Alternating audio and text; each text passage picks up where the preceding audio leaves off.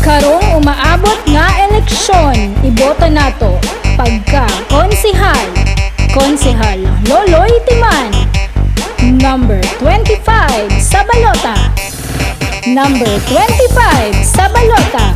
Timan ayaw kalinte, maalagaron, matinabangon sa nanginahanglan. Basta agree, Loloy Timan. Kalambuan ba inyong kay pangita? Konsehal Loloy Timan nata. Dali ra madulan sa katawhan. Timan ninyo siya si Loloy Timan. Duha-duha iboto nato siya pagka konsehal dinhi sa pantukan. Andam mo serbisyo para kaninyo Loloy Timan atong iboto. Hala alina tara atong iboto kay siya maayong tao, subok na sa serbisyo.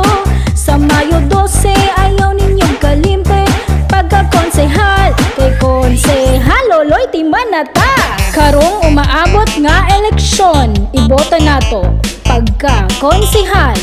Konsehal Loloy Timan, number 25 sa balota. Serbisyong Timan, balira maduulan ug dili ka balibaran. Masaligan sa tanan, konsehal Loloy Timan. Timan ayaw kalinte. Kalambuan ba inyong kay pangita? Konsehal Loloy Timan nata.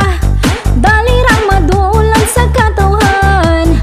Timan ninyo siya si Loloy Timan. Duha-duha iboto nato siya pagka konsehal dinhi sa pantukan.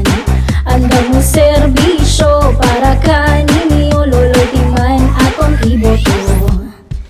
Hala alina tara atong iboto kay siya maayong tao, subok na sa serbisyo. Sa Mayo 12 ayaw ninyong kalimte pagka konsehal, kay konsehal Loloy Timan nata. Karong umaabot nga eleksyon, iboto nato pagka konsehal. Konsehal Loloy Timan, number 25 sa balota. Number 25 sa balota. Timan ayaw kalinte, maalagaron, matinabangon sa nanginahanglan. Basta agree, Loloy Timan.